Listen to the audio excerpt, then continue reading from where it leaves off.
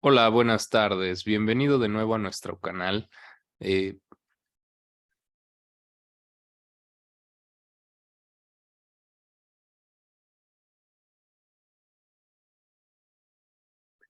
Bienvenidos de nuevo a nuestro canal de Red Médica Segura, enfocado en actualizaciones para profesionales de la atención primaria en salud. El día de hoy vamos a estar platicando sobre un tema muy recurrente, muy importante y que tiene alta relevancia para el bienestar de un paciente a corto, mediano y largo plazo. Este tema es el esguince cervical, del cual estaremos hablando en el transcurso de esta sesión.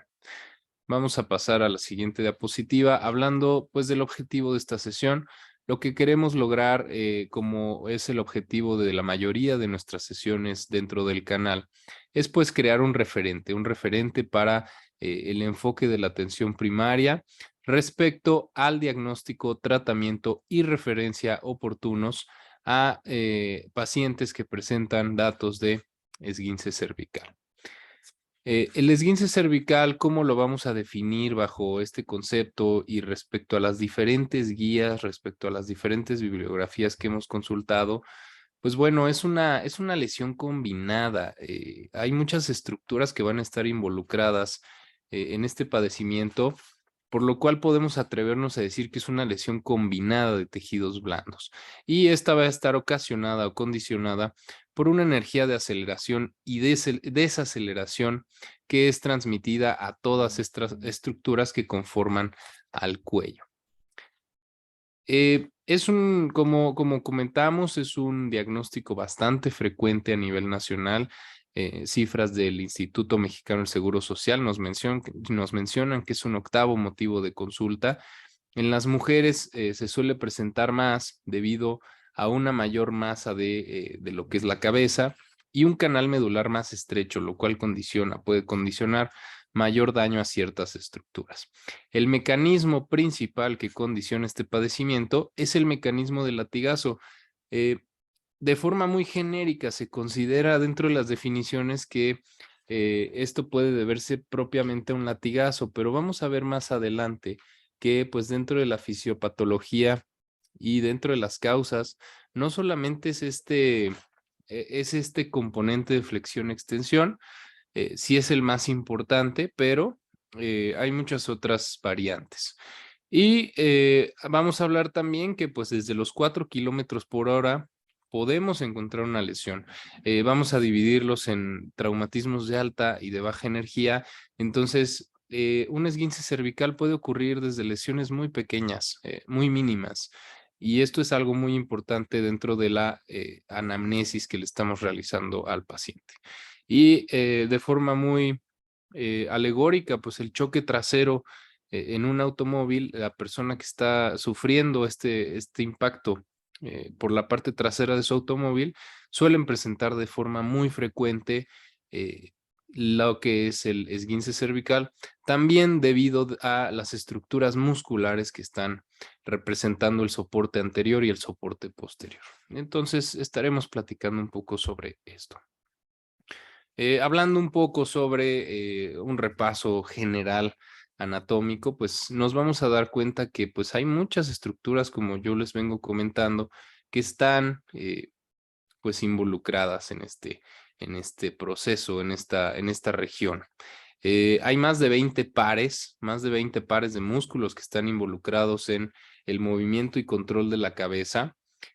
Hay diferentes arcos de movimiento. Tenemos de forma muy general, lo que es la flexión con un rango de 100 a 110 grados, la extensión con un rango de hasta 130 grados, la inclinación lateral con un arco de movimiento de 45 grados y la rotación de 80 a 90 grados. Esto es muy importante a saberlo porque va a ser muy relevante dentro de la exploración física que realizaremos al evaluar a nuestros pacientes.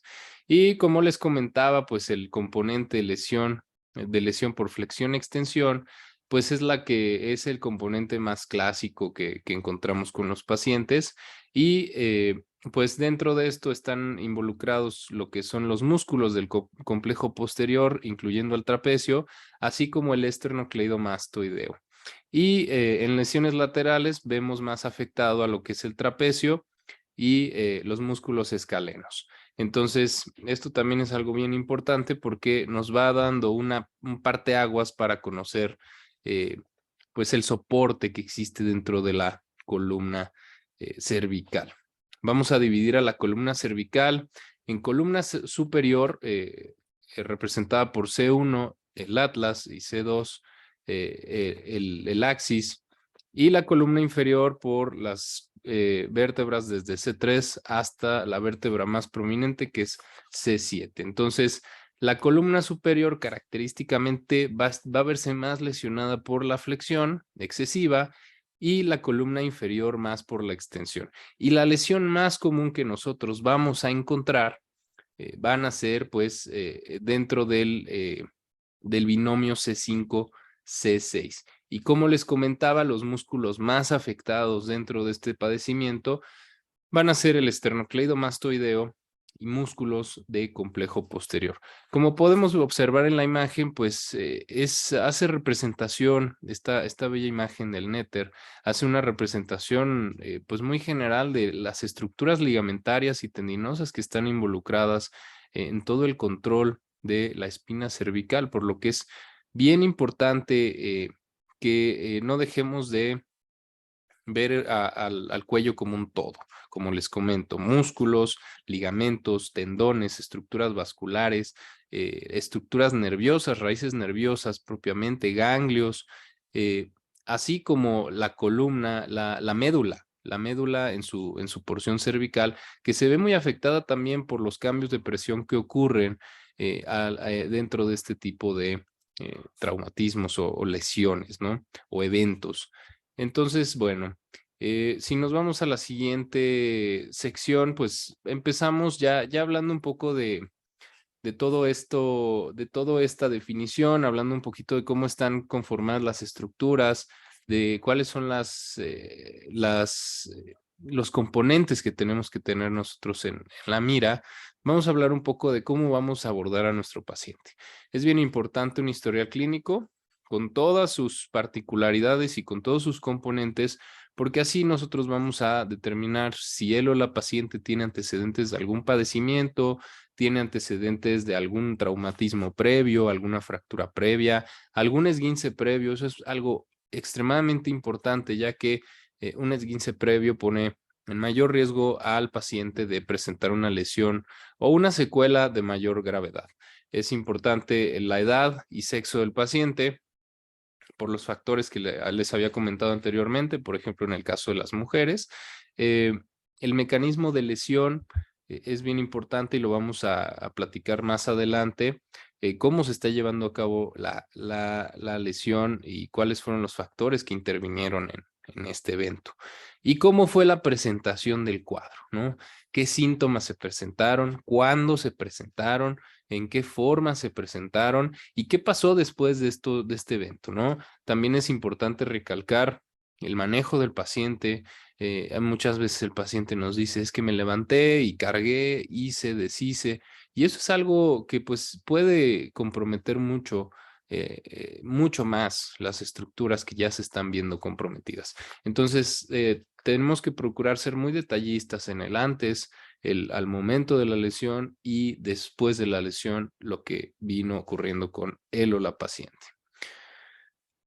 Tenemos lo más genérico y lo más clásico que vamos a encontrar es esta clasificación del Quebec Task Force, en la cual nos ayuda a estadificar, a clasificar al paciente que presenta esta eventualidad. Y bueno, esta clasificación es la clasificación de los Whiplash Associated Disorders, como lo dice en inglés, ¿no? Desórdenes asociados al latigazo. Entonces, aquí es donde nos damos un poco de cuenta de que estamos englobando a todos las lesiones cervicales, todos los esguinces cervicales, a un mecanismo de flexión-extensión excesiva. Pero como ya lo sabemos, no solamente puede ocurrir por este mecanismo únicamente. ¿Cómo vamos a dividir de forma clínica a nuestros pacientes de forma inicial? En estos 5 grados. El grado 0 es un paciente que no tiene ningún síntoma, que no se detecta nada la exploración física, por lo tanto, pues probablemente fue una lesión completamente fuera de peligro y que pues no requiere mayor manejo que la vigilancia. En el grado 1 son pacientes que ya tienen dolor, pueden tener ciertos datos leves de espasmo muscular, pero nada de signos físicos, y eso es muy importante. En el grado 2 ya hay un dolor localizado y ya hay signos físicos de contracturas y de lesiones musculares o musculares y tendinosas y ligamentarias. Entonces ya el dolor es más importante, ya hay una contractura importante y eso es algo que pues ya nos deja ver el grado 2. El grado 3 vamos a tener los síntomas previos, los signos previos que estamos comentando, y ya van a haber datos neurológicos, alteraciones en el tono, en la fuerza, en la sensibilidad, en la reflexia del paciente, que tenga ciertas disestesias, etcétera, ¿no? Datos de incluso alteraciones de pares craneales, en el cual el más frecuentemente afectado es el nervio facial.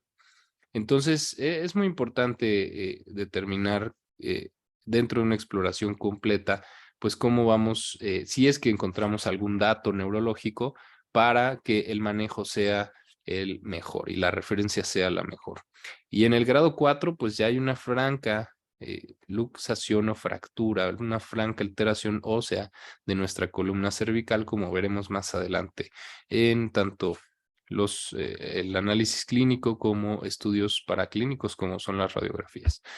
Eh, ¿Qué nos dicen de más referencias? Es bien importante considerar que el Quebec Task Force es una referencia buena, nos ayuda a contextualizar un poco en dónde se encuentra nuestro paciente, pero no es la única evaluación que tenemos que contemplar, porque esto nos puede sesgar un poco.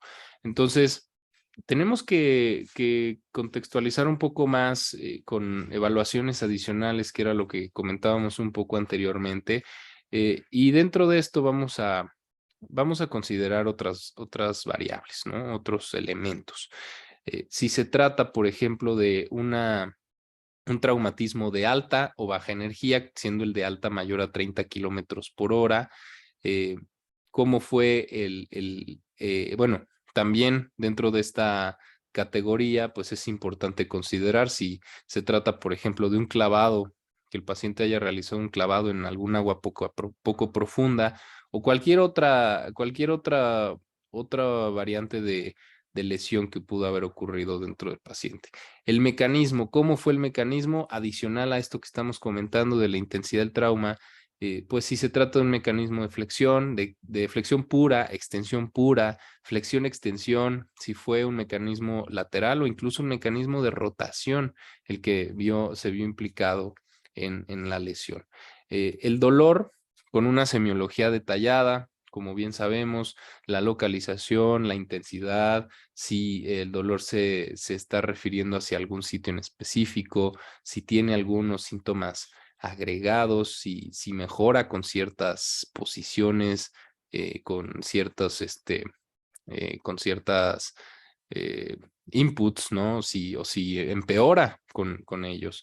Entonces, eso es algo también muy importante, y sobre todo la temporalidad de este dolor es algo clave para el pronóstico del paciente. Si tenemos un dolor que inicia antes de una hora, es un dato que puede sugerir un mal pronóstico. O si este dolor se asocia a síntomas como disfagia, también es un dato que tenemos que tener muy alertas, porque podría ser un dato de alarma para referencia al paciente. También lo comentaremos un poco más adelante. La contractura, ¿cuál es la contractura muscular? ¿Cuál es el músculo? ¿Cuál es el grupo de músculos que se está viendo afectado dentro de este cuadro? Y la gravedad, ¿no? Que podría ser de forma muy somera si la contractura es leve, moderada o severa en cuanto al movimiento que nos permite. Si es una contractura leve donde solamente hay dolor, pero el arco de movimiento es completo. Si la contractura es importante, limitando ligeramente el arco de movimiento o en cierta proporción, o si el dolor y la contractura son tan intensos que no permiten en absoluto el arco de movimiento, pues ahí es donde estaremos en una contractura pues severa, importante.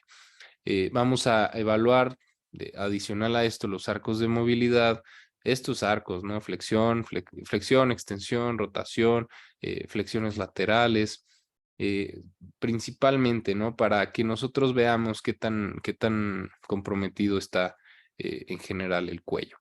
Alteraciones neurológicas, como bien les comentaba, tono, reflexia, sensibilidad, fuerza. Si hay presencia de movimientos anormales, como podrían ser los clonus, o incluso síndromes medulares francos que pudiéramos estar encontrando en los pacientes. Y datos de imagen que platicaremos un poco más adelante. Esta imagen, de forma muy alegórica, pues nos va a hablar un poco que creo que es algo que constantemente estamos repasando, de qué reflejos qué raíces nerviosas están relacionadas a, por ejemplo, qué reflejos osteotendinosos o qué porciones de respecto a la sensibilidad en las diferentes regiones en este caso, de los miembros superiores. Y bueno, ahí nos faltaría tal vez hacer mención a lo que son los fascículos musculares que están inervados por estas raíces. Entonces, es importante, muy importante repasar nuestra anatomía para saber qué es lo que estamos explorando y dónde podría estar asociado el daño o a qué nivel podríamos estar teniendo cierto compromiso. A pesar de que refiramos un paciente, siempre es bueno que tengamos una buena, que aterricemos muy bien nuestro conocimiento y no nos quedemos nada más con lo básico que tenemos que saber, ¿no? Creo que es una cosa bien importante. Entonces, conforme a ciertas guías de práctica clínica, por ejemplo, en la guía de práctica clínica del paciente con dolor cervical, me gustó mucho esta recomendación, definitivamente, aunque es una recomendación con un nivel de evidencia pues podemos decir que sí podría ser bastante acertada en que pues cualquier paciente que nosotros tengamos con dolor cervical amerita unas proyecciones radiográficas. Y creo que eso es algo bien importante porque no podemos estar 100% seguros de nuestra valoración clínica y tenemos que cuidar mucho el sesgo que podemos estar presentando. Entonces, es una buena práctica indicar radiografías a nuestros pacientes con estos padecimientos, sobre todo lo más básico, ¿no? AP, una proyección anteroposterior y una proyección lateral. A pesar de que nos complementa mucho, pues tienen una baja sensibilidad, por lo que hay que ser muy cuidadosos con todos los hallazgos clínicos, todos los mecanismos, datos de alarma y bueno, los hallazgos propios que encontremos en imagen. Y de forma muy general, ¿cuáles son los hallazgos radiológicos que vamos a encontrar en un paciente con esguince cervical? Una rectificación de la lordosis cervical, anterolistesis, sobre todo pueden ser una anterolistesis menor a 3 milímetros, puede ser parte de todo este proceso de espasmo y contractura muscular, pero ya cuando es mayor a 3 milímetros, pues hay que estar muy pendientes con el tema de referencia a segundo nivel. Y la incongruencia de las articulaciones oncovertebrales nos va a ayudar a determinar si hay datos de inestabilidad o hay datos que puedan sugerir que el pronóstico del paciente a mediano o largo plazo podría no ser tan bueno, sobre todo en el tema de las secuelas. Entonces, hay que tener muy presentes estos hallazgos y como podemos ver en la imagen, esta imagen es de una paciente de la tercera década de la vida que nos permitió utilizar sus imágenes para esta sesión y pues podemos ver la rectificación de la lordosis ahí de forma muy franca. Ahorita vamos a ver otras imágenes. Pero importante de la proyección lateral, pues es esta evaluación completa. Tenemos que ver lo que son las partes blandas, la integridad de la tráquea y esófago de la mano con que no hayan datos de disfagia o alteraciones en la ventilación propiamente, sobre todo porque se pueden llegar a formar hematomas por la severidad del movimiento que se ocasiona. Hay que evaluar la lordosis cervical, realizar una medición de altura de cuerpos vertebrales, así como de los espacios intersomáticos y espacios interpediculares, y también determinar la integridad de los procesos transversos. Importantísimo buscar datos de fractura, no solamente datos sugerentes del esguince o datos sugerentes de cualquier inestabilidad o luxación, sino también muy pendientes de que pudiera existir alguna fractura o alguna lesión, alguna solución de continuidad ósea. Aquí son otras imágenes que podemos ver de nuestra paciente, donde, bueno, podemos hacer un poco de un análisis, podemos pausar este video y ver, pues, la integridad, ¿no? Sí se puede observar una franca disminución de esta lordosis, creo que es lo más llamativo. Es una paciente que presentó un esguince grado 3 por Quebec Task Force, entonces, pues sí requirió manejo con collarín rígido y pues vigilancia estrecha. Aparte de estos datos de la disminución de la lordosis cervical, no parecen haber otros datos que sugieran que haya algún compromiso importante a nivel de la columna cervical, pero lo dejaré a su práctica para que tomen un espacio para analizar este par de imágenes. En la proyección anteroposterior, así como evaluamos la lateral como dicen, desde afuera hacia adentro, también aquí hay que evaluar partes blandas.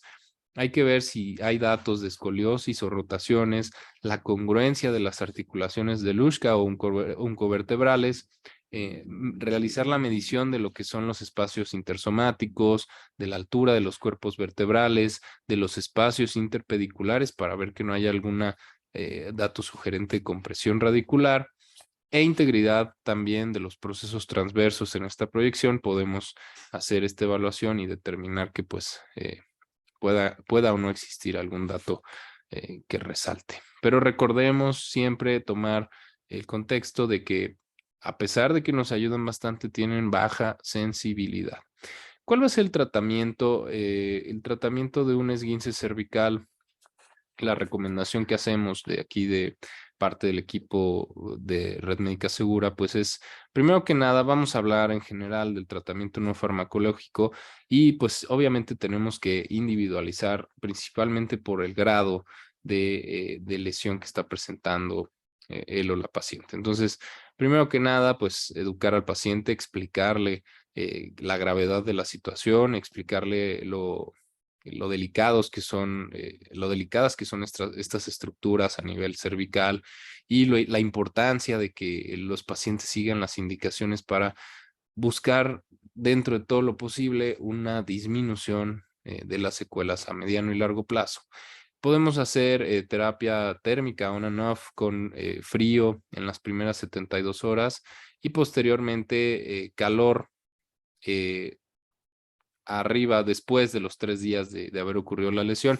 El frío, aquí corrijo un poco, no tanto on and off, sino empezamos con el frío para causar para desinflamar, ayudar un poco a desinflamar las estructuras, y después el calor nos va a ayudar a empezar a recuperar la movilidad y disminuir la contractura muscular. Vamos a estar practicando ejercicios que hay amplio acceso, ¿no? En la web y en diferentes referencias para encontrar buenos ejercicios de lo que es la higiene postural e higiene de columna, que van a ayudar a que el paciente vaya recuperando, pues vaya generando una recuperación pronta y correcta de todas las estructuras implicadas dentro de esta región anatómica. Es importante pues considerar, sobre todo en grado 1 y grado 2, que no se requiere un reposo absoluto, de hecho podría ser deleterio. Entonces las actividades rutinarias se mantienen, solamente pues hay que cuidar, evitar cargas importantes o esfuerzos muy importantes que sí podrían condicionar mayor dolor o incluso una lesión mayor a nivel del cuello, que es lo que no querríamos. Entonces, poco a poco, conforme él o la paciente vaya avanzando en su tratamiento, dependiendo del grado, pues podrá ir recuperando cada vez más la actividad y las cargas, ¿no? Fármacos que podemos utilizar, paracetamol como analgésico, pues es una gran opción siempre de inicio. Nos podemos apoyar de antiinflamatorios no esteroideos para lo que es la disminución de la inflamación de estructuras y como apoyo también en la analgesia que condiciona y relajantes musculares como podría ser el metocarbamol o otras opciones, ¿no? Esto lo podemos encontrar sin receta médica y pues es importante eh, revisar e individualizar los medicamentos que vamos a utilizar dependiendo del contexto. Si nos vamos a apoyar, por ejemplo, de un COX-2 para disminuir el riesgo de sangrado de un paciente o algún tipo de AINE específico, no lo sé. Entonces, también lo mismo pasa con los relajantes musculares, que hay una amplia variedad que podemos apoyarnos para individualizar el tratamiento del paciente. En la fase 1, vamos a hablar un poco de la fase 1, recordando que solo el paciente tiene cierto dolor y la contractura muscular es prácticamente nula. Vamos a, bueno, lo que se recomienda, lo que recomiendan las guías es una semana de collarín blando, aplicar calor local, hacer ciertos procesos de rehabilitación, que esto sí es recomendable que se lleve a cabo con algún profesional de la fisioterapia para que los ejercicios y las terapias que se estén brindando sean de la mejor calidad. Continuar con su higiene de columna, higiene de la postura y las actividades cotidianas, adicional a lo que ya platicamos como tratamiento general. En la fase 2, podemos llevar el collarín blando hasta 2 semanas como un máximo. Hacemos todo el proceso igualmente de rehabilitación que cuenta con diferentes opciones, diferentes variantes. Eh, Igual vamos a continuar con actividades cotidianas, con los mismos cuidados y los medicamentos que ya comentamos, pero aquí lo que cambia un poco es el tiempo que estamos recomendando el collarín blando. Fase 3, que ya tiene ciertos datos neurológicos, y fase 4, en la cual hay datos de fractura y luxación, pues prácticamente lo que vamos a hacer es aplicarle analgesia a nuestro paciente, ponerle un collarín rígido y una referencia urgente por los datos de alarma que podría estar condicionando el cuadro.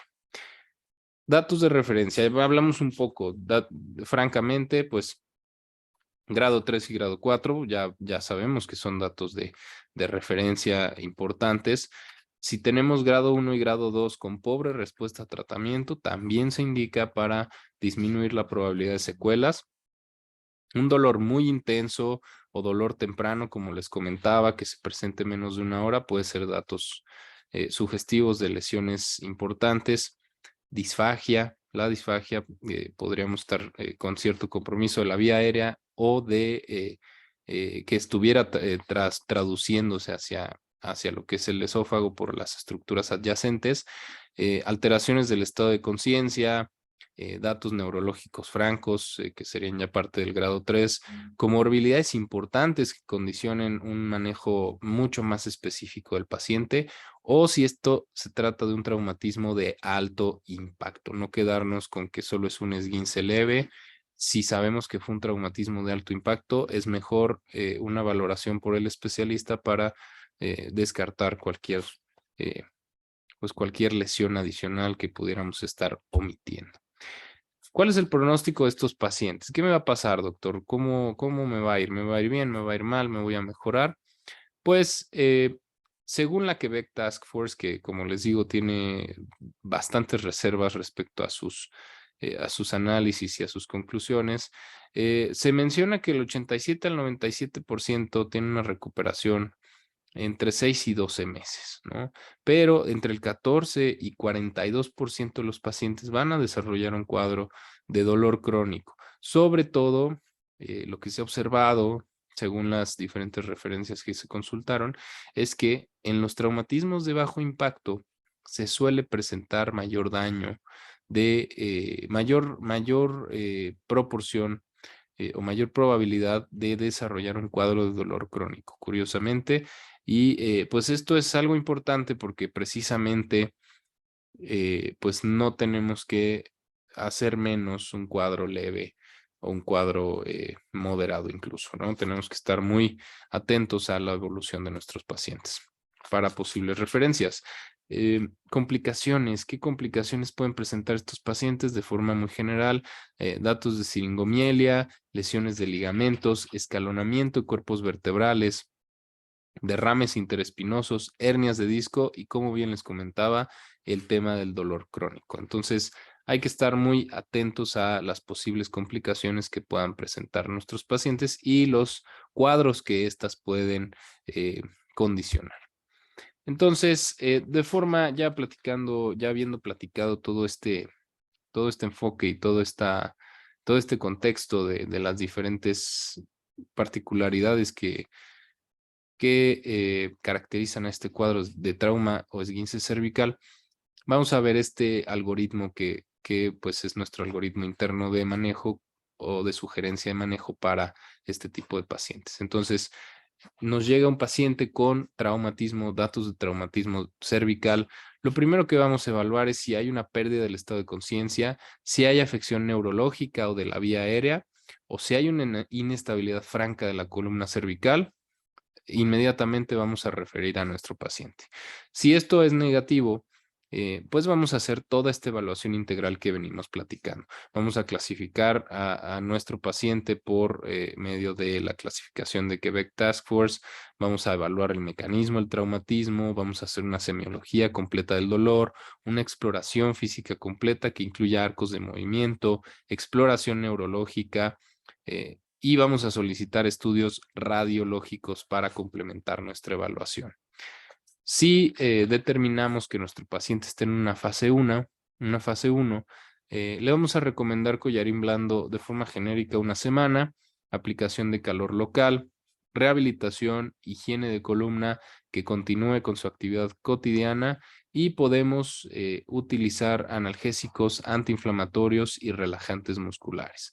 En la fase 2, el collarín blando no más de 2 semanas, calor, rehabilitación, referencia con fisioterapia, higiene de columna y de postura, continuar con su actividad cotidiana e igualmente analgesia, antiinflamatorios y relajantes musculares. Fase 3 y 4, analgesia, collarín y referencia. ¿Qué seguimiento le vamos a dar a nuestros pacientes? Pues fase 1 y fase 2, seguimiento a los 3 días, 7 días y 14 días para evaluar la evolución y de la forma ideal darle el alta al paciente.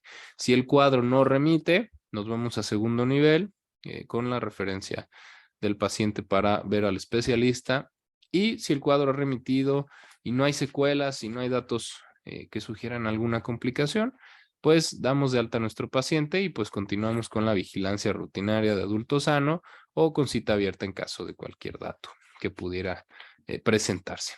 Aquí mismo hacemos una vez más énfasis a los seguimientos a los 3 días y 7 y 14 días. Sobre todo a los 3 días para evaluar si está presentando alguna complicación, si los síntomas están mejorando. Y a los 7 y 14 días, pues ya realmente en busca de dar alta del paciente dependiendo del grado que estén presentando. Y bueno, pues estas son las referencias que consultamos. Y como siempre, les hacemos la invitación a participar, a comentar, a nutrir este canal con sus recomendaciones, con sus observaciones.